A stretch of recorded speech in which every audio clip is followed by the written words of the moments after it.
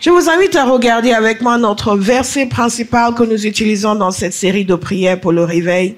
2 Chroniques 7, verset 14. Je vais l'évoquer pour nous situer de nouveau dans le bon contexte. Et ensuite, nous allons voir plusieurs passages dans la parole de Dieu.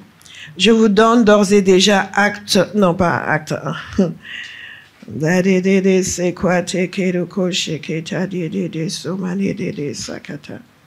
Quand le message commence à devenir long, vous devez parcourir toutes vos notes. Thank you, Holy Spirit.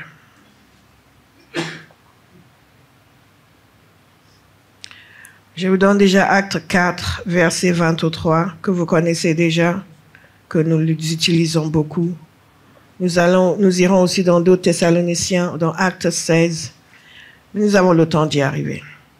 Tout d'abord, notre verset principal, qui nous situe un petit peu dans cette série sur la prière pour le réveil.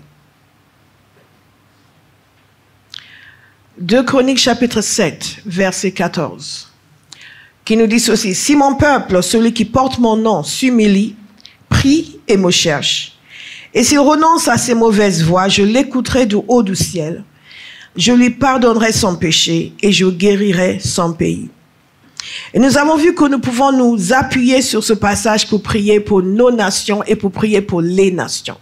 Pour prier pour que le réveil se produise.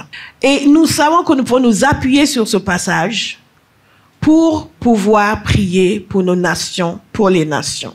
N'est-ce pas? La parole de Dieu nous dit que Dieu demande quelque chose de son peuple. Il demande que son peuple s'humilie. Il demande que son peuple prie. Il demande que son peuple renonce à ses mauvaises voies. Et ceci est très important parce que très souvent nous pensons que la raison pour laquelle les gens ne sont pas convertis, c'est parce que eux ont des mauvaises voies. Et que c'est pour ça que Dieu ne répond pas à nos prières pour eux. Mais la parole de Dieu ne nous dit pas que les gens doivent renoncer à leurs mauvaises voies pour être sauvés. Évidemment, ils vont renoncer à leurs mauvaises voies au moment d'être sauvés. Mais que ce n'est pas parce que les gens du monde renoncent à leurs mauvaises voies que le réveil vient. C'est parce que l'Église renonce à ses mauvaises voies. Amen. Ce n'est pas parce que les gens du monde s'humilient.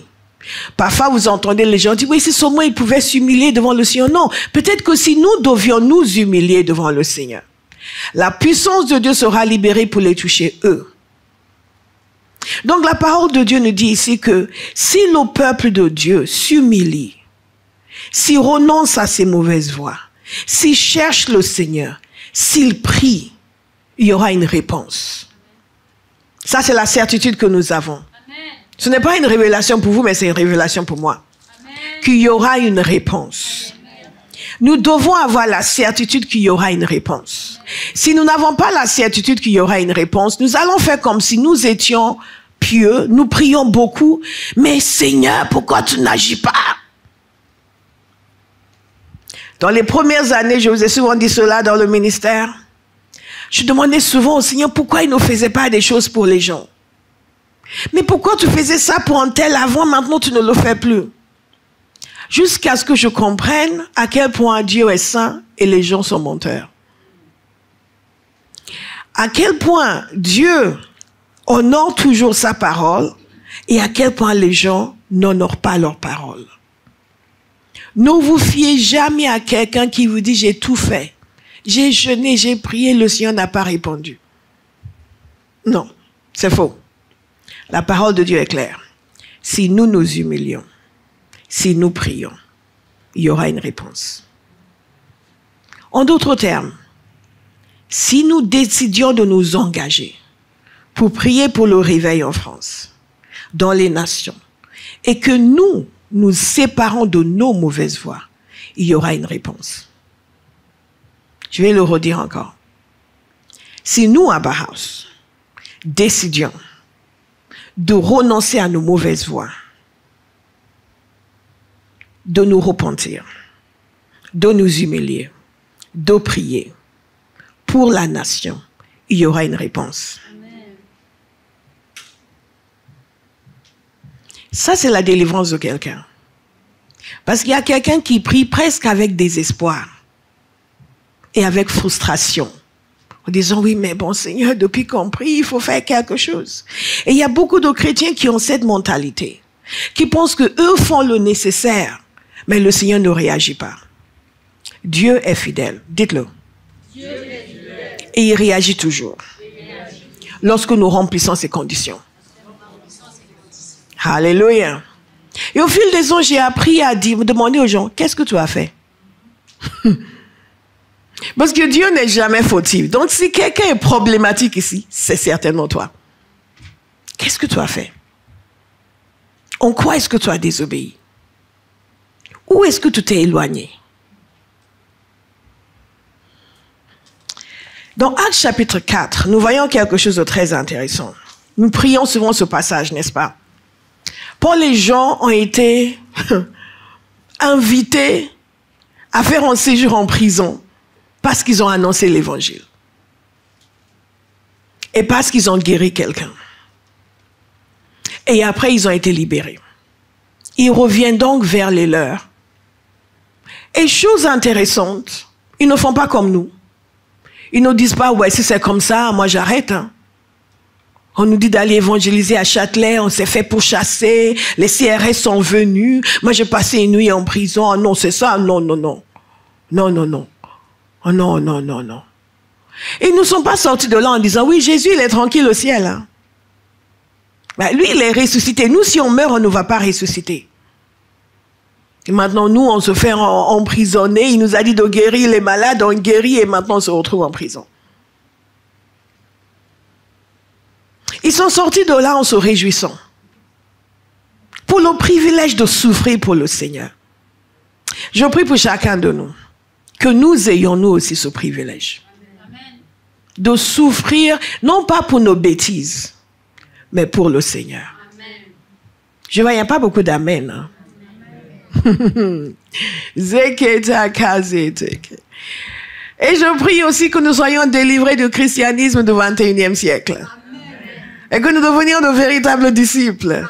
Donc je vais le redire encore. Je prie pour chacun de nous que nous ayons le privilège de souffrir pour notre Seigneur. Amen. Alléluia. Amen. Ah, ça s'améliore. Je prie pour chacun de nous que nous ayons le privilège de souffrir pour notre Seigneur. Amen. Oh, that's better. On va y arriver. God is so good. Donc, ils ont souffert pour le Seigneur. Ils sont retournés vers les leurs et qu'est-ce qu'ils ont fait? Ils se sont mis à prier. Nous parlons de ce qui se passe lorsque nous prions pour le réveil, des caractéristiques de la prière pour le réveil. Nous avons vu que la prière pour le réveil nous permet de désigner les bonnes personnes, nous permet à ce que les gens soient équipés, permet à ce que nous soyons nous-mêmes transformés pendant que nous prions. Dieu met son fardeau dans nos cœurs.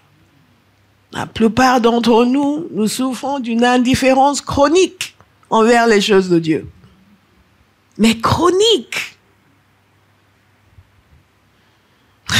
Et quand nous commençons à prier pour le réveil, pour les âmes, pour que les gens soient sauvés, pour que les gens soient touchés, pour que les gens soient gagnés, Dieu commence à travailler nos cœurs. Ceux qui étaient là mercredi, je leur ai dit ceci. Je leur ai dit, je vous ai souvent parlé de la manière dont le Seigneur m'a appelé et d'une année entière où j'étais malheureuse. Parce que je sentais la pression de Dieu qui m'appelait à le servir et parce que je ne voulais pas du tout. Et que la seule chose qui a amené à ce que je change radicalement, c'est parce que je priais. Et dans ces temps de prière, il opérait une transformation. Et ce qui était une idée éloignée, indésirable, est devenu une obsession. Bien-aimé, priez. Priez. Priez pour que ce que Dieu a sur son cœur vous concernant devienne votre obsession. Amen. On peut gaspiller son existence en faisant beaucoup de bonnes choses, mais ne jamais faire ce qui est sur le cœur du Père. Nous avons vu que la prière pour le réveil nous permet de saisir le fardeau de Dieu. Et que les choses qui pour nous avant étaient éloignées deviennent maintenant une véritable obsession. Mais il y a autre chose qui se produit lorsque nous prions pour le réveil. La prière pour le réveil permet de libérer la puissance. Et cette puissance qui est libérée va faire beaucoup de choses. Mais une des choses que cette prière va faire, c'est qu'elle va changer radicalement le prédicateur, la personne qui prie, pour pouvoir prêcher avec hardiesse. Amen. Et nous avons besoin de hardiesse dans un monde qui est déterminé à nous intimider. Certains sont partis en vacances et je vous disais l'autre jour quand on priait en ligne, je disais quand vous partez en vacances, ne partez pas en vacances de Dieu. Pendant que vous êtes en vacances, servez le Seigneur. Vous allez à la plage, annoncez l'évangile à la plage. Où que vous soyez, continuez. Mais ce qui se passe souvent, c'est que lorsque les gens sortent du cadre de l'église, le cadre bienveillant de l'église, ils perdent leur assurance. Je connaissais un jeune dans une église qui était très encensée, portée, et je savais qu'il n'avait pas la carrure. Je lui ai demandé un jour, je lui ai dit, ici tu es bien, tu fais ton cinéma, tu prêches, etc. Mais si tu devais être à l'extérieur, dans le monde du travail, est-ce que tu auras la même assurance? Je ne vous dirai pas ce qui lui est arrivé depuis. Il aurait dû m'écouter. Mais il est important pour nous de prier. Quand nous prions pour le réveil, et de prier pour l'assurance, pour la hardiesse. Et même quand vous ne le demandez pas, quand vous ne la demandez pas, le fait même de prier va vous amener à gagner en force, à gagner en autorité, à gagner en hardiesse. Et c'est ce qui est arrivé aux disciples. Nous allons lire ce passage ensemble. Il nous a dit ici, une fois relâchés, Pierre et Jean allèrent trouver les leurs et racontèrent tout ce que les chefs des prêtres et les anciens leur avaient dit. Après les avoir écoutés, ils s'adressaient tous ensemble à Dieu en disant, Maître, tu es le Dieu qui a créé le ciel, la terre, la mer et tout ce qui s'y trouve. C'est toi qui as dit par le Saint-Esprit, par la bouche de notre Père, ton serviteur David, pourquoi cette agitation parmi les nations et ces préoccupations dépourvues de sens parmi les peuples? Les rois de la terre se sont soulevés et les chefs se sont ligués ensemble contre le Seigneur et contre celui qu'il a désigné par onction. Il est bien vrai qu'Hérode et Ponce Pilate se sont ligués dans cette ville avec les nations et les peuples d'Israël contre ton saint serviteur Jésus, que tu as consacré par onction. Il est en train de lui dire toute l'opposition auquel ils font face. Ils ont accompli tout ce que ta main et ta volonté avaient décidé d'avance. Et maintenant, Seigneur, sois attentif à leurs menaces et donne à tes serviteurs d'annoncer ta parole avec une pleine assurance. Dites une pleine assurance. Une pleine assurance. Avec une pleine assurance. Aujourd'hui, l'Église a besoin d'une pleine assurance. Chaque chrétien a besoin d'une pleine assurance. Il y a certaines personnes qui seront gagnées simplement en voyant votre assurance. Et c'est la raison pour laquelle l'ennemi a déployé un esprit d'intimidation et de moquerie. Au point où, parfois vous êtes quelque part et les gens se moquent des chrétiens. Et vous aviez l'intention de les évangéliser. Et tout d'un coup, vous perdez votre latin. Vous manquez d'assurance. Dites, Seigneur, donne-moi l'assurance. Donc, quand nous prions pour le réveil, une des choses qui se passe, c'est que Dieu nous donne une assurance extraordinaire. Où que vous soyez. Et il faut des gens avec de l'assurance. Parce qu'il y a des gens qui ne vont jamais vous écouter tant que vous êtes là. En fait, à un moment, je veux juste... tu crois en Dieu? Dites l'assurance, Seigneur. Dites-le avec assurance. L'assurance, Seigneur. Alléluia. Amen. Avec une pleine assurance. Une fois, j'étais en mission avec une collègue de travail. On était dans le véhicule et tout d'un coup, sans raison apparente, elle commence à se moquer des prédicateurs qui prêchaient à la télévision. Et dans le monde anglophone, ils sont doués pour ricaner quand il s'agit des chrétiens. Ils ont des expressions particulières. Ils commençaient à se moquer de... Satan voulait juste me narguer. Il devait trouver que j'étais trop bien et qu'il faut venir la déranger un peu. Et il a dit tout son spiel, et quand elle a vu spiel, c'est de l'anglais pour qui vient de l'allemand. Et quand elle a fini, j'ai dit, ça c'est très bien, donc tu n'aimes pas les télé-évangélistes. Bien, moi j'en fais partie. Je fais partie de télé-évangélistes. Ah bon? So, no, I didn't mean it like that. Oh yeah, so what did you mean? Et à l'époque, on faisait une autre émission à la télévision sur TBN à l'époque. Et vous comprenez, si vous manquez d'assurance, vous allez rater des occasions. Et dans ce mouvement qui vient, dans cette dimension de réveil dans laquelle nous allons entrer, il faut de l'assurance. Dites, donne-moi de la hardiesse, Père. Donne-moi de la hardiesse, Père. Si les apôtres en avaient besoin, nous en avons besoin. Ils étaient dans un environnement hostile. Les mêmes qui avaient crucifié Jésus. Les mêmes qui venaient de les emprisonner. Nous sommes dans un environnement souvent hostile. Avant même que vous n'ouvriez la bouche, les gens ont déjà beaucoup d'a priori. Et beaucoup de chrétiens préfèrent juste couler avec le flot, ne rien dire. Une fois, je parlais avec une collègue à l'Union européenne, je lui ai dit, on était en train de travailler dans une réunion, et je commençais à lui parler du Seigneur, et elle m'a révélé qu'elle était chrétienne. Alors, j'étais ravie. Je lui ai dit, mais c'est super. Il y a beaucoup d'occasions pour évangéliser parmi nos collègues. Et elle me dit, non, elle ne parle pas vraiment. Je sais pourquoi. Non, elle se dit qu'avec sa vie, ils vont voir que quand les gens vous disent qu'il suffit qu'ils voient leur vie, c'est parce qu'ils ont peur de parler. Avec sa vie, ils vont voir que je dis, mais attends, tu sais qu'il y a beaucoup de gens qui ne sont pas chrétiens et qui sont très droits. Ils vont juste penser que tu as une bonne philosophie de vie. Ils ne vont pas nécessairement penser que tu es chrétienne. Je le sais parce que quelqu'un m'avait dit ça une fois. Il m'avait dit, ouais, je t'admire, je trouve que toi, je ne sais pas ce qu'il y a avec toi, je trouve que quand je te vois parmi les autres, toi, tu as une bonne philosophie de vie. Je dis, ce n'est pas une philosophie de vie, c'est Jésus. Dites encore une fois, Seigneur, donne-moi de la hardiesse. Seigneur, donne-moi de la hardiesse. Beaucoup d'assurance. Beaucoup d'assurance. Et les disciples ont prié, donne à tes serviteurs d'annoncer ta parole avec une pleine assurance. Déploie ta puissance pour qu'ils se produisent des guérisons, des signes miraculeux et des prodiges par le nom de ton saint serviteur Jésus. Quand ils eurent prié, l'endroit où ils étaient rassemblés trembla. C'est pour vous dire à quel point Dieu aimait cette prière. Donc à chaque fois que vous dites, Seigneur, donne-moi de la hardiesse, donne-moi de l'assurance, il est content. Même si les murs ne tremblent pas. Et vous savez une chose, nous n'avons retenu de ce passage que la prière pour les miracles. Mais nous avons oublié la prière pour l'assurance. Et cette prière, nous allons la faire avant la fin de ce culte. Amen. Ils étaient tous remplis du Saint-Esprit, ils annonçaient la parole de Dieu avec en d'autres termes. Ils se sont humiliés, ils ont prié et Dieu a répondu. Dieu a.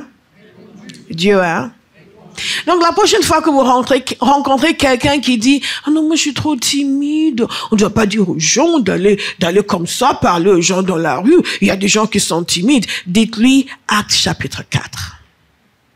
Demande l'assurance. Et il te la donnera. Chaque enfant de Dieu. La timidité pour parler de Jésus ne devrait pas exister dans la vie d'un enfant de Dieu. Quelqu'un est en train de réagir. Oui, mais il y a des gens qui sont timides. Soyez délivrés de la timidité. Amen. Soyez délivrés de la timidité. Parce que si vous restez avec cette timidité, l'ennemi va vous empêcher de faire tout ce que Jésus veut que vous fassiez. Il va réduire la portée de votre vie. Vous me suivez? Quelqu'un fait « Ah, oui, il va réduire la portée de votre vie. » Donc dites « Je suis libre. De toute timidité. Au nom de Jésus. » Alléluia.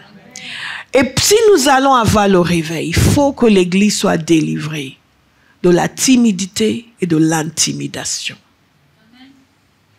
Alléluia. Maintenant, il y a des gens qui sont intimidés parce que quelqu'un vient les intimider. Il y a des gens qui sont intimidés parce qu'ils sont juste intimidés partout. L'apôtre Paul avait demandé aux Éphésiens, Éphésiens 6, verset 19, « Priez pour moi, afin que lorsque j'ouvre la bouche, la parole me soit donnée pour faire connaître avec assurance le mystère de l'évangile. Paul avait besoin de prière pour parler avec assurance.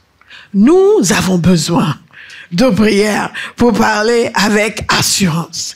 Parce que quand vous savez qu'il risque de vous lapider, il risque de vous traîner en prison, c'est facile de se laisser intimider.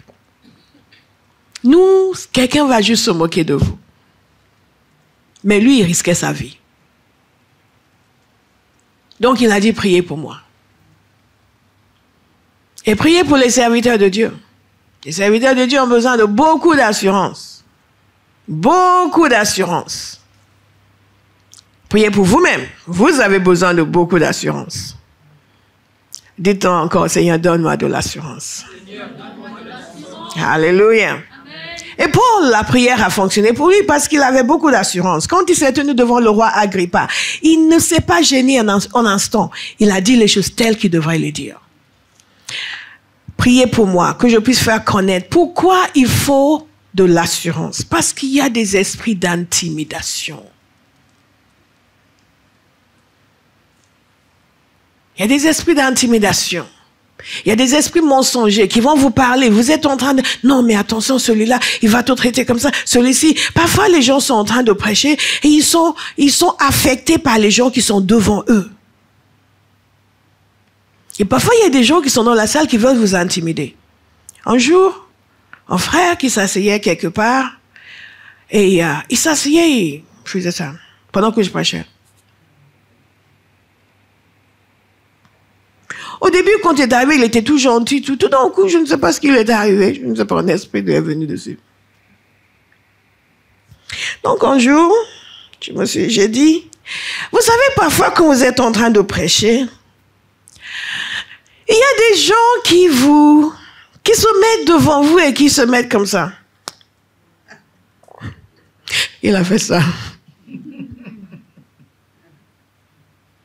Qu'est-ce que ça veut dire? Il faut affronter l'intimidation. Amen. Il faut affronter l'intimidation.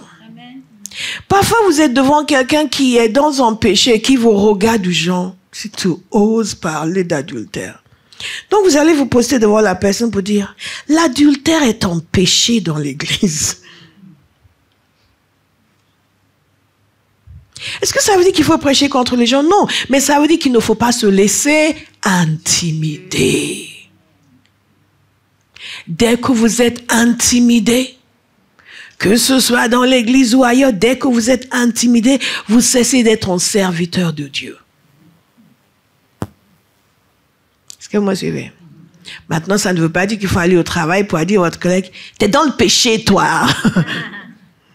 Avant, je n'osais pas te le dire, mais on a prêché contre l'intimidation ce dimanche. Donc, je viens te dire, Stéphanie, sors du péché. Ne vous étonnez pas si à la fin de la semaine, vous recevez une lettre de licenciement pour menace aggravée. Parce que sinon, c'est l'enfer, Stéphanie, c'est l'enfer. Non, n'est-ce pas? Nous sommes sages, mais nous ne sommes pas intimidés. Dis, je refuse l'intimidation. Dans tous les réveils qui se sont produits, toutes les personnes que Dieu a utilisées, il y avait toujours un moment où il fallait qu'ils décident s'ils allaient avancer avec audace ou s'ils allaient reculer dans l'intimidation. Je vous ai parlé de Charles Finney. Charles Finney, presque partout où il allait, il y avait des gens qui venaient manifester. Si vous pensez que c'est la France qui a inventé les manifestations, non, ce n'est pas vrai. Il y a des gens qui venaient manifester, parfois des chrétiens, d'autres dénominations, qui n'étaient pas d'accord avec ce qu'ils faisaient. Ils venaient manifester, parfois ils jetaient des pierres, ils jetaient des œufs, ils jetaient toutes sortes de choses. Et lui, ça ne le dérangeait nullement.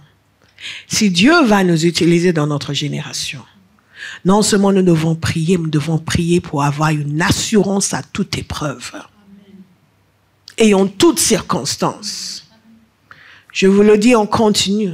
Les chrétiens qui m'ont évangélisé, ils n'avaient pas beaucoup d'argent. Ils n'étaient pas très sophistiqués. Certains n'étaient même pas de notre milieu social, mais ils avaient une chose. Ils avaient l'assurance. Et ils n'en démordaient pas. Et peu importe notre attitude, notre réaction, notre mépris, notre attitude hautaine, ils insistaient. Nous allons insister. Amen. Oh, vous n'êtes pas convaincus à Bahas. Nous allons prier et parler avec assurance. Amen. Alléluia. Amen. Prier et parler avec assurance. Pourquoi les gens sont intimidés? Parce qu'ils sont critiqués. Parfois, les critiques sont ouvertes. Parfois, les critiques sont sournoises.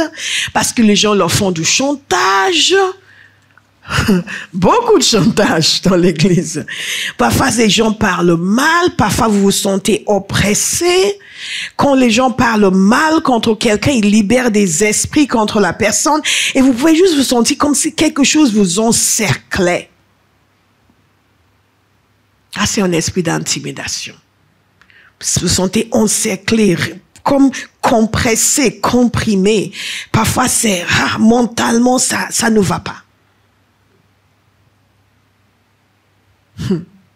Dites, je refuse l'intimidation. Je refuse l'intimidation. Donc, nous prions. Nous prions pour être libres de l'intimidation. Nous prions pour parler avec hardiesse, comme les apôtres ont fait. Nous prions pour que la puissance de Dieu soit libérée. Nous prions aussi pour que la puissance de Dieu soit libérée pour aller à l'encontre des puissances des ténèbres qui tiennent les gens captifs, aller à l'encontre de toute opposition contre les gens que nous envoyons pour annoncer l'évangile. Nous prions pour les délivrer du danger. Regardez avec moi dans 2 Thessaloniciens chapitre 3. Est-ce que vous êtes encore là? Alléluia. Parce que we will pray. We will pray. We will pray. We will pray. We will pray. We will pray. We will pray. Hallelujah. 2 Thessaloniciens chapitre 3, l'apôtre Paul dit ceci: maintenant donc, frères et sœurs, priez pour nous, afin que la parole du Seigneur se propage et soit honorée comme elle est chez vous. Et nous prions beaucoup cette partie, n'est-ce pas? Mais le verset 2. Et que nous soyons délivrés des hommes méchants et pervers, car tous n'ont pas la foi. Le Seigneur est fidèle, il vous affermira et vous protégera du mal. Que nous soyons délivrés des hommes méchants et pervers. Donc nous prions pour choisir les hommes qui vont aller, les personnes qui vont aller évangéliser. Nous prions pour qu'ils soient équipés. Nous prions pour qu'ils soient protégés. Et nous prions sur nous-mêmes pour que nous soyons protégés. Maintenant, il y a toujours des gens qui vont être martyrs, mais pas tout le monde. N'est-ce pas? Et l'apôtre Paul a fini comme martyr, mais pas tout de suite. Il a d'abord vécu la protection de Dieu. Pourquoi c'est important? Parce que l'œuvre de Dieu sur la terre se fait avec des humains. Il faut que ces humains soient en bon état pour qu'ils puissent faire l'œuvre de Dieu. Vous êtes encore là? Yes. Donc vous allez prier pour la protection. Quand nous prions, nous assurons la protection. Quand nous prions, nous nous mettons dans un état où quand le danger vient, nous savons quoi faire. L'apôtre Paul écrit aux Thessaloniciens. Mais quand il a écrit aux Thessaloniciens, il était, paraît-il, à Corinthe. Mais avant d'aller à Thessalonique pour annoncer l'évangile, il était à Philippe. Et à Philippe, vous savez ce qui lui est arrivé? Qu'est-ce qui lui est arrivé à Philippe? Mais c'est écrit noir sur blanc dans la Bible. N'est-ce pas? C'est écrit noir sur blanc dans la Bible. Et il y a des choses qui doivent faire partie de notre bagage et on peut nous demander dans notre sommeil. Et sinon, on est en train de manifester que toutes les années qu'on a passées à l'église, on n'a rien fait que manger. On n'a rien appris. La connaissance est importante. La connaissance est importante. La puissance est réelle, mais la connaissance est importante. Je vais le redire encore, la puissance est réelle, mais la connaissance est importante. Une des raisons pour lesquelles nous n'avons pas d'assurance, c'est que nous ne savons pas grand-chose. À part Jésus m'a sauvé, tout le reste, nous ne savons rien. Et quand les chrétiens sont confrontés à des gens du monde qui ont des arguments, beaucoup ne savent rien dire parce qu'ils n'ont pas beaucoup réfléchi. Il y a quelqu'un dans ma famille qui vient à chaque fois pour me sortir des arguments. Oui, après tout, s'il y a ça. Et il me fait rire. Parce que toutes ces questions, je me les étais posées avant ma conversion. Vous me suivez?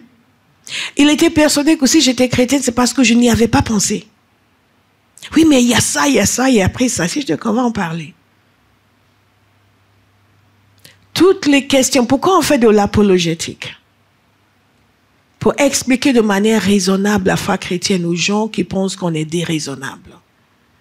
Il y a différentes dimensions dans cette marche avec Dieu. Il y a la dimension de la raison. Il y a la dimension de la compréhension naturelle. Il y a aussi la dimension spirituelle, de la compréhension spirituelle. Vous me suivez? Mais dans la foi chrétienne, il y a une logique. Et dans la parole de Dieu, il y a une logique. Donc, je vais vous inviter à vous appliquer à la connaissance. Alléluia. Ton cas est tellement grave, je ne sais plus quoi te dire. Nous appliquer à la connaissance.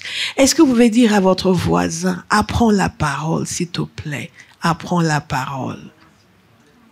Apprends la parole, apprends la parole. Apprends. La foi chrétienne, ce n'est pas une question d'émotion. Oui, Dieu touche nos émotions, mais c'est une question de révélation et de connaissance. Alléluia. Combien de gens ont étudié la réforme? Si vous êtes protestant, vous êtes évangélique et vous ne connaissez pas la réforme, il vous manque des points importants de l'histoire de la chrétienté. Nous ne vous demandons pas une théologie, un doctorat en théologie. Mais est-ce que nous pouvons nous appliquer à la connaissance? Alléluia. La raison pour laquelle nous crions, nous sautons, nous dansons, c'est parce que nous avons compris quelque chose. Ce n'est pas juste parce qu'on est émotif. Alléluia. Il y a une révélation de Dieu que l'on reçoit lorsqu'on étudie sa parole. Après, quand vous le louez, vous partez en extase parce que vous avez compris quelque chose. Et comme je vous dis toujours, nous ne sautons pas et dansons parce que nous sommes légers. C'est parce que nous avons vu quelque chose. Et ce quelque chose est dans la parole de Dieu. Donc, s'il vous plaît, dites à votre voisin, applique-toi, applique-toi. À l'étude et à la méditation de la parole. Encore une fois, applique-toi à l'étude et à la méditation de la parole. Alléluia. Il y a des générations avant nous qui n'avaient pas accès à la Bible. Ils devaient croire ce qu'on leur disait à l'église. Et les premiers qui ont essayé de traduire la Bible dans les langues que les gens comprenaient en ont payé de leur vie. Alléluia. La semaine dernière, je vous ai parlé de Jan Hus, qui a été brûlé vif en Bohême. Une des choses dont il parlait, c'était que le peuple de Dieu puisse lire la parole de Dieu. Et lui a été influencé par John Wycliffe, le premier à traduire la Bible en anglais. Et pour ses peines aussi, il a été tué. Il a été brûlé lui aussi. Nous, aujourd'hui, on peut aller dans n'importe quelle librairie, on a accès à la Bible. Les gens sont morts pour que le peuple de Dieu puisse avoir accès directement à la parole de Dieu. Dans des siècles où seul le clergé avait accès à la Bible, il s'abstenait de la communiquer au peuple. Et les enfermait dans des traditions et dans des superstitions. Comment est-ce que nous allons nous tenir devant le Seigneur pour dire que dans notre génération, nous pouvons avoir une Bible pour 2 € et nous ne la lisons même pas?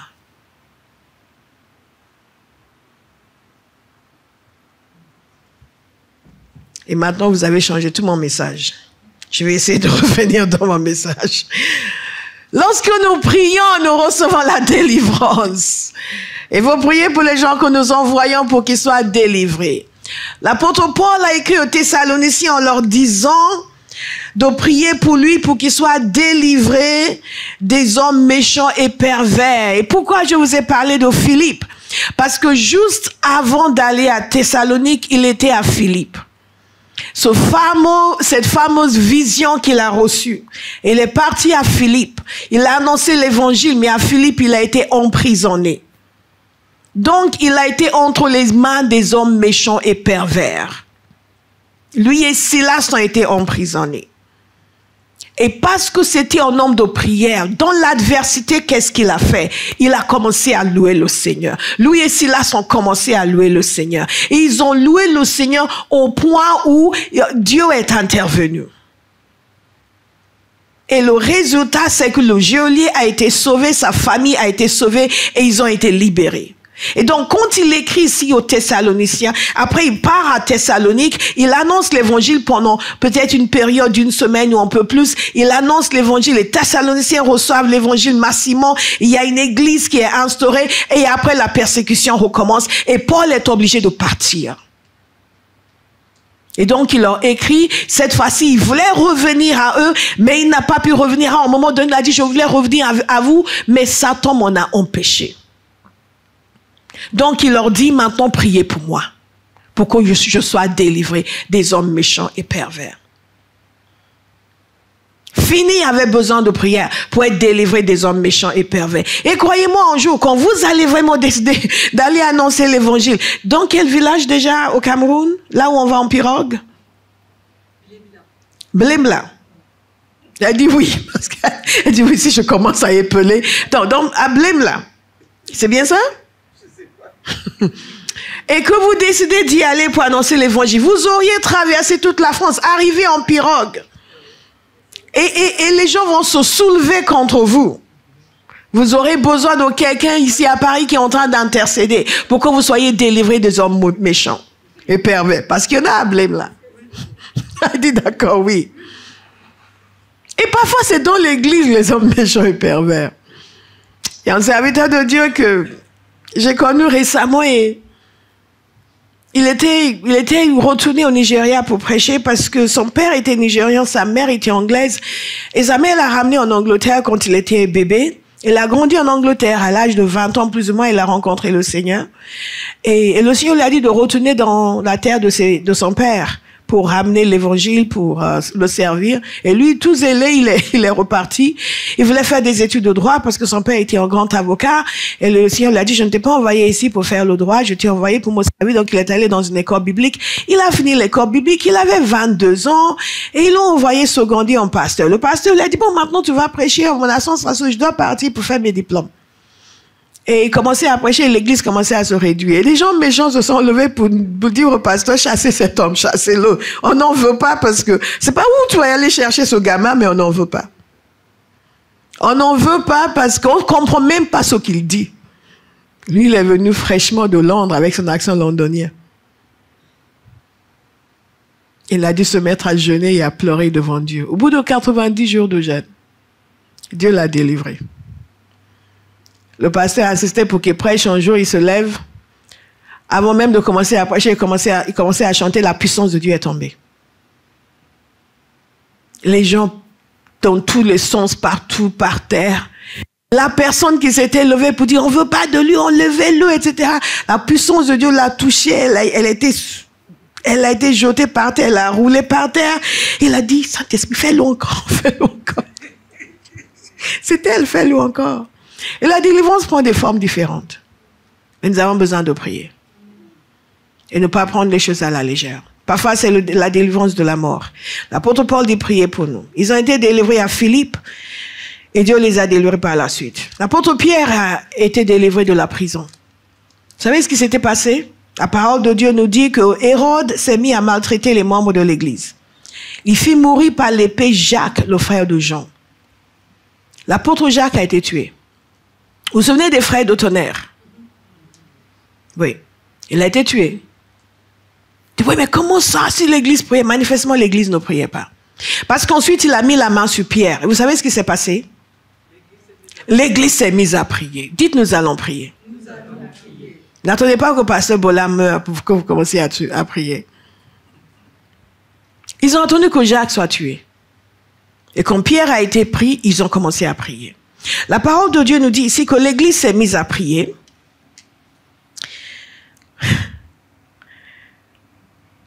L'Église adressait d'ardentes prières à Dieu pour lui. Vous vous rendez compte? D'ardentes prières à Dieu. Et ce qui s'est passé est absolument extraordinaire. Parce que l'Église priait, Dieu a envoyé un ange. Et l'ange est arrivé juste la veille du jour où il devait comparaître. L'ange est arrivé et la parole de Dieu nous dit une lumière resplendit dans la cellule. L'ange réveilla Pierre en le frappant au côté et lui dit « Lève-toi vite !» Les chaînes tombèrent de ses mains. Puis l'ange lui dit « Mets ta ceinture et tes sandales. » C'est ce qu'il fit. L'ange lui dit encore « Mets ton manteau et suis-moi. » Pierre sortit et le suivit sans savoir que ce que l'ange faisait était réel. Il croyait avoir une vision. Dites intervention divine. C'est ce qui se produit lorsque nous prions. Et ensuite, ils passaient la première garde, puis la seconde. Et ils arrivèrent à la porte de fer qui mène à la ville. La porte s'ouvrit d'elle-même. Devant eux, ils sortirent et s'avancèrent dans une rue. Aussitôt, l'ange quitta Pierre. Et Pierre s'est rendu compte, my God, je suis à l'extérieur. Revenons à lui-même, Pierre dit, maintenant je sais vraiment que le Seigneur a envoyé son ange et qu'il m'a délivré du pouvoir d'Hérode et de tout ce que le peuple juif attendait. Pourquoi est-ce qu'il a été délivré à Bauhaus? Encore une fois, pourquoi est-ce qu'il a été délivré? Pourquoi est-ce qu'il a été délivré? Pourquoi est-ce qu'il a été délivré? Parce que l'Église a prié. Et quand nous voyons tout ce que Dieu a fait encore avec Pierre, nous comprenons la perte que ça aurait pu être pour l'Église si Pierre avait trouvé la mort. Et vous savez ce qui s'est passé? Il est allé là où les gens se rassemblaient justement pour prier. Et il y a une jeune servante qui est venue, elle a reconnu sa voix, elle a couru, elle dit à Pierre est là. Et ils n'ont pas cru. Ils lui dirent, tu es folle. Mais elle soutenait que c'était bien vrai. Ils dirent alors, c'est son ange. Il priait, mais il ne croyait pas. Mais Dieu a agi. Nous avons lu dans nos chroniques que Dieu a dit que si nous prions, il agira. Ah bah, est-ce que vous le croyez? Si nous prions, il agira. Si nous prions, il agira. Si nous prions, il agira. Personne ne doit dire, oui, mais j'ai peur, il peut m'arriver quelque chose. Non, nous allons prier. Vous serez délivrés. Si vous allez à blébla, vous serez délivrés. Alléluia. C'est Hamid qui va à blébla. Elle a déjà opté pour aller à blébla. Nous allons t'offrir une jolie pirogue. Elle va à blébla. Pourquoi vous riez? Elle veut aller à New York. Non. On va aller dans les coins et les recoins de la terre. Là où personne ne veut aller. Alléluia. Vous riez, vous pensez que je plaisante avec vous. Hein? Ok. Vous pensez vraiment que je plaisante? C'est Kamari Bozeke. Certains ici iront au Moyen-Orient. Certains iront en Inde. Amen. Là où ils détestent les chrétiens. Certains vont aller au Pakistan. Amen. Là où ils tuent les chrétiens. Parce que comme Paul disait, pour moi, vivre c'est Christ. Et mourir m'est un gain. Vous dites Amen, hein? Amen. Alléluia. Amen. God is good. Pourquoi nous vivons? Pour que Jésus soit connu. Pour que Jésus soit honoré. Donc nous allons prier. Nous allons prier. Alléluia. Et partir en mission. Et dans certaines de ces missions, on va partir avec vous et on va vous laisser sur place. Amen. Il n'y a que Olive qui a dit Amen. Sachez ceci, nous prions pour la délivrance. Amen. Que nous soyons délivrés des hommes mauvais. Mais aussi que nous soyons délivrés des attaques de l'ennemi parce que c'est l'ennemi qui est derrière les hommes mauvais. Amen. et de toute intimidation. La parole de Dieu nous dit, nous ne luttons pas contre la chair et le sang, nous luttons contre des puissances réelles. Et si vous n'en avez pas conscience, c'est que vous n'avez pas encore commencé à faire quoi que ce soit pour Dieu. Parce que dès que vous vous y mettiez, vous allez sentir la résistance. Alléluia. Mais je prie que vous ayez les yeux ouverts et que vous soyez conscients quand il y a quelque chose qui vient vous résister et que vous ne capituliez pas. Et que vous ne vous mettez pas à en vouloir aux gens qui ne vous ont rien fait. Souvent, lorsque l'ennemi résiste aux gens, il commence à accuser les autres. Il commence à trouver des... Oui, mais je sais pas, moi je pense que le frère, le chevalier, là, je sais pas pourquoi pasteur l'appelle le chevalier, parce qu'il a parlé d'un chevalier. En quoi ça te regarde? Juste parce qu'il est sous pression de l'ennemi. Je vous ai expliqué l'autre jour que chaque chrétien doit avoir sa tribu. Quand ils ont été attaqués, ils ne sont pas rentrés chez eux en train de maugréer. Ils sont revenus vers les leurs. Ils sont revenus vers l'église. Et l'église les a entourés. Et ils ont commencé à prier ensemble. Et c'est comme ça que nous allons, en priant ensemble, vaincre la résistance et amener les gens à connaître le Seigneur. C'est pas chacun, ouais, maman, je vais aller me morfondre dans mon lit. Et l'ennemi retourne les gens contre les autres. Vous voyez en ligne, maintenant, il y a des chrétiens qui attaquent d'autres. Les baptistes attaquent les pentecôtistes attaquent les luthériens. Waste of time. Nous avons vu la semaine dernière l'histoire des frères moraves. Et comment il y avait tellement de divisions, mais parce qu'il y avait un homme de prière. Il a réussi à les amener ensemble. Ils ont mis de côté leurs différences. Ils ont commencé à prier. Et Dieu les a utilisés pour lancer un mouvement missionnaire extraordinaire. Parce qu'ils se sont mis ensemble pour prier. Et Pierre et Paul peut leur dire, priez pour moi.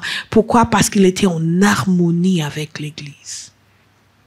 Ne mettez pas en désharmonie avec l'Église. Je dis toujours, l'Église n'est pas votre problème, c'est votre soutien. Et donc, dans ce mouvement, nous devons demander la prière. Pierre demande à l'Église, Paul demande à l'Église de prier pour lui. Et parce qu'il y a un ennemi réel. Il a dit à un moment donné, des portes, une grande porte m'est ouverte, mais il y a beaucoup d'adversaires. Un chrétien qui combat encore d'autres chrétiens, c'est quelqu'un qui n'a pas encore les yeux ouverts pour voir ses vrais adversaires. Nous n'avons pas besoin de plus d'ennemis, nous en avons déjà assez. Je disais à quelqu'un l'autre jour, si tu regardes mon visage, tu ne verras jamais si tu as mal fait ou pas. Parce que j'ai pris la résolution de toujours avoir un cœur pur. J'ai des choses importantes à faire. Je n'ai pas le temps pour les rancunes. Ça vous affaiblit. Je dis par contre, si tu veux savoir si tu as mal fait, écoute ce que je te dis. Tu dis, ça, c'est pas bon, ça, je n'ai pas ça, tu as mal fait, il faut changer. Si tu attends pour voir si je suis vexé, si je te fais la tête la prochaine fois, tu ne changeras jamais. Parce que vous savez, nous avons des choses trop importantes à faire. Et une génération à gagner. Les petites histoires, les rancunes, c'est que nous n'avons pas compris que nous avons vraiment un adversaire. Et Paul a dit, il y a beaucoup d'adversaires. Et tout ce qu'il demandait, c'est prier, s'il vous plaît. Prier, prier, prier, prier, prier. Et il écrit aux Thessaloniciens, 1 Thessaloniciens 2, 18. Il a dit, j'ai voulu aller vers vous, du moins moi, Paul, à 1 ou 2 reprises, mais Satan nous en a empêchés. Qui est-ce qui bloque le réveil? C'est le diable. Ce n'est pas Dieu. Je vais vous dire 2 choses et nous allons terminer. Parce que vous m'avez distrait avec votre histoire de Philippe.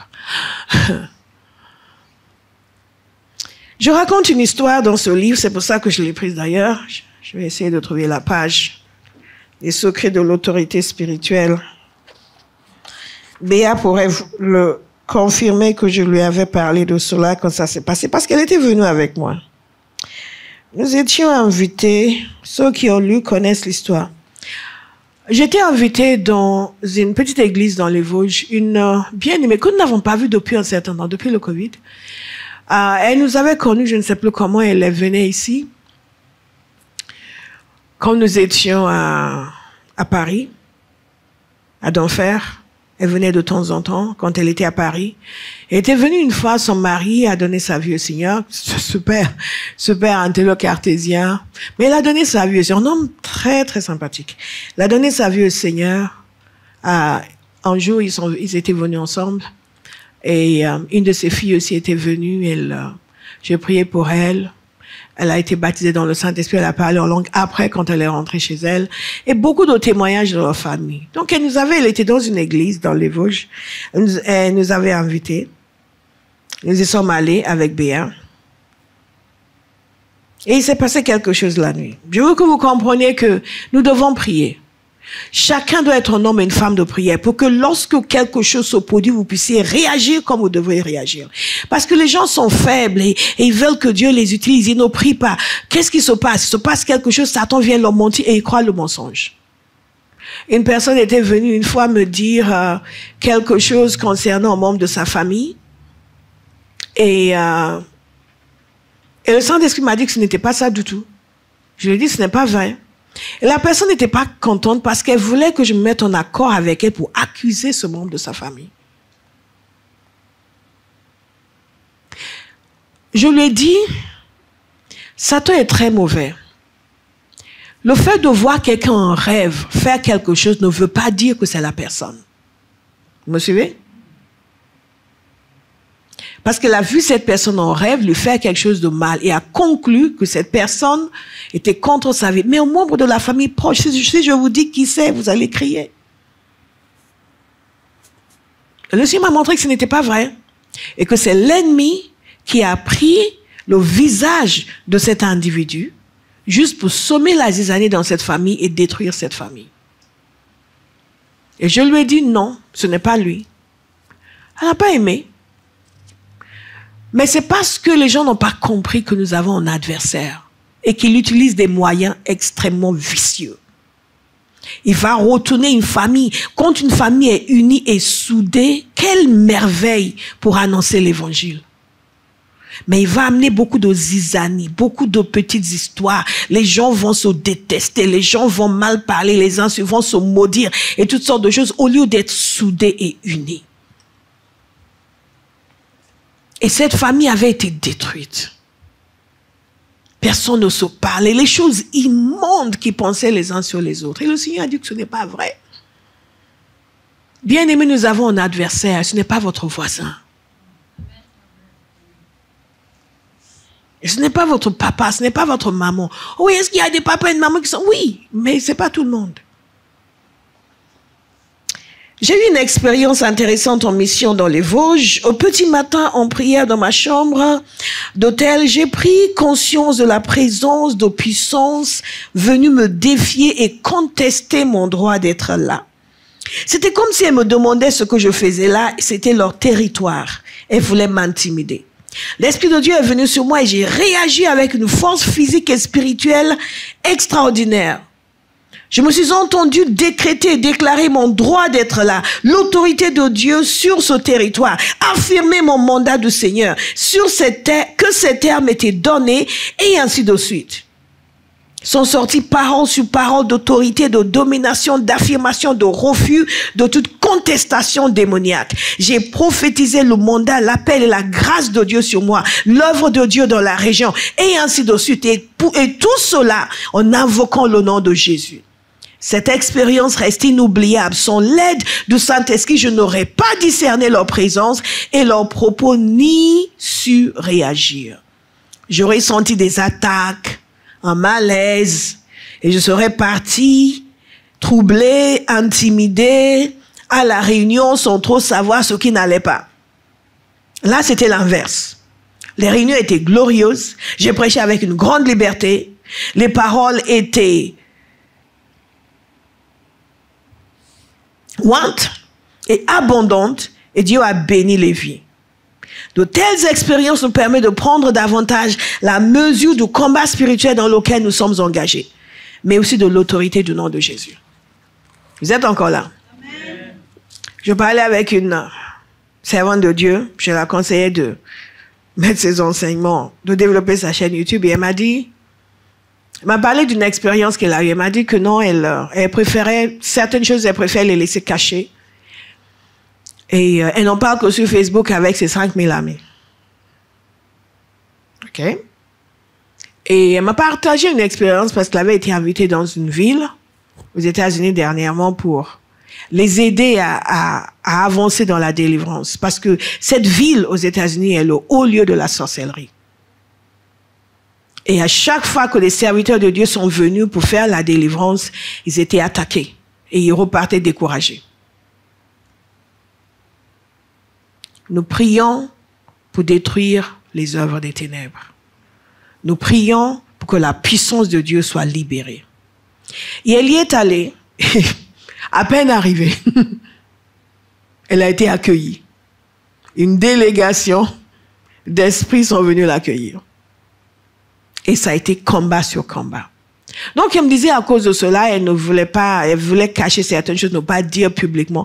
Et je lui ai dit, donc je lui ai raconté cette histoire. J'ai dit, tu sais, on n'a pas dit publiquement qu'on allait dans les Vosges.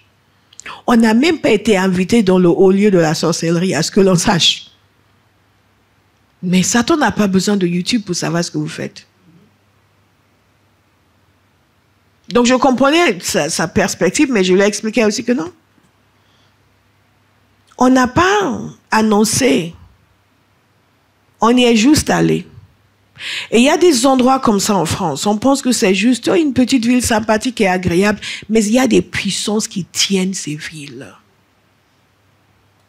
Et vous arrivez, vous venez à évangéliser, parler aux gens de Jésus.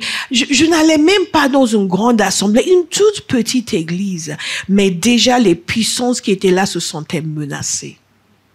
Bien-aimés, nous allons prier. Nous allons prier. Et ce n'était pas l'île Maurice, hein? Ce n'était pas Bilé-Bila. C'est Bilé-Bila, voilà. Vous n'êtes pas gentil. Ce n'était même pas Bilé-Bila. On sait que si on va à Bilé-Bila, on doit se préparer. Mais dans les Vosges, bien-aimés, lorsque nous prions pour le réveil, nous prions parce que nous sommes conscients qu'il y a une opposition grave dans cette nation. Et nous prions pour que la puissance de Dieu soit libérée. Et individuellement, nous avons une vie de prière. Paul avait une vie de prière. Paul disait, je prie en langue plus que vous tous. Mais en même temps, il disait, priez pour moi. Qu'est-ce que ça veut dire? Ça veut dire qu'alors que nous avançons dans la prière pour le réveil, nous prions individuellement, mais nous prions aussi collectivement. Et nous restons en harmonie avec les frères et sœurs. Parce qu'il y a des gens qui vont prier pour nous. Personne ne part seul au combat. Même quand Jésus les envoyait, il les envoyait deux par deux. Et il a dit, quand ils n'ont pas réussi à chasser un esprit, il a dit, ce genre d'esprit ne sort que par le jeûne et par la prière. Sortir les gens des ténèbres veut dire neutraliser les puissances qui les retiennent. Et le réveil, c'est cela. C'est neutraliser les puissances qui tiennent les gens captifs. Et vous ne pouvez pas les neutraliser sans prier. Sans être soi-même un homme et une femme de prière. Et sans être avec des gens qui prient. Alléluia. Tout le monde connaît Saint-Antoine de Padoue, n'est-ce pas? Quand je lisais l'histoire de sa vie et son combat contre les démons, je me suis dit, waouh! Il a grandi dans une famille chrétienne assez rigoureuse et il a été introduit dans la vie monastique. C'est peut-être le plus connu de tous les pères du désert. Et c'est éloigné dans le désert. Qu'on aime ou qu'on n'aime pas la vie monastique. Et il s'est mis en prière. Et beaucoup, après, il y a tout un mouvement qui s'est levé des gens qui se mettaient dans le désert pour prier. Mais ce qui est vraiment frappant dans son histoire, c'est la description parfois qu'il faisait des combats contre les puissances des ténèbres. Et il a dit que labourer dans la prière, c'est une guerre. C'est une guerre, c'est un combat.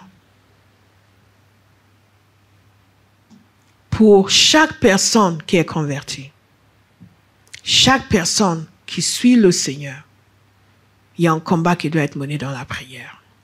Ne prenons pas les choses à la légère. Moi, je sais que ma génération, nous sommes venus dans le Seigneur parce qu'il y a eu des gens que nous, on méprisait, mais qui priaient. Je les vois encore, comment ils priaient. Certains d'entre nous, même à l'église, nous avons du mal à prier. Mais ces gens, ils priaient partout. Ils priaient dans les chambres à la fac. Je me souviens, il y a une amie ils avaient ces énormes dortoirs.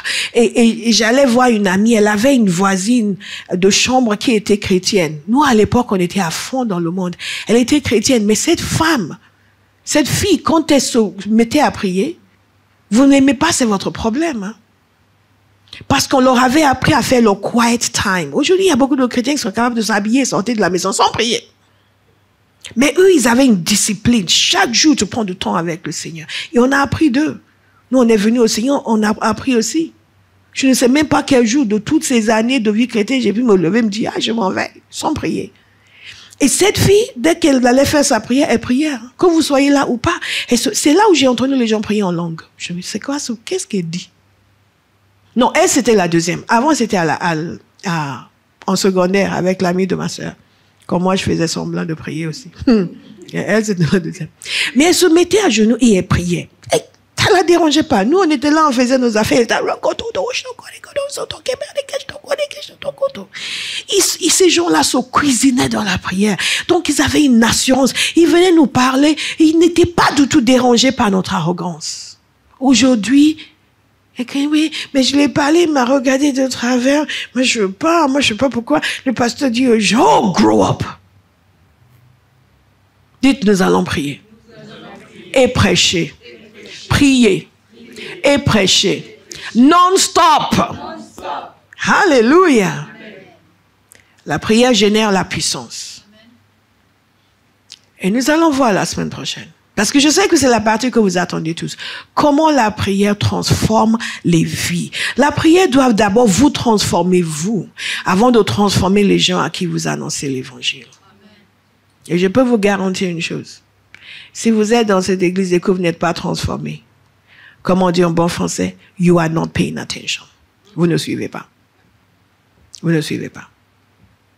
La prière, Dieu nous transforme. Il nous donne la hardiesse. Et après, il nous envoie.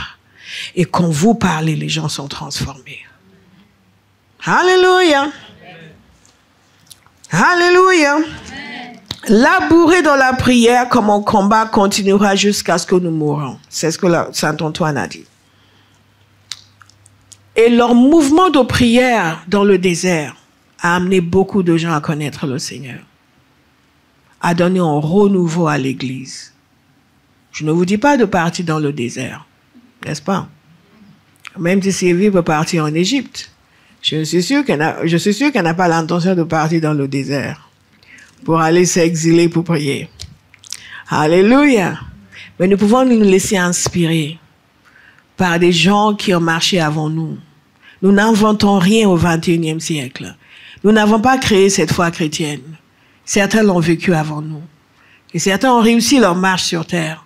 Et Dieu les a utilisés pour amener le réveil. Et dans l'île de Lewis, il y avait un garçon de 15 ans qui s'était converti.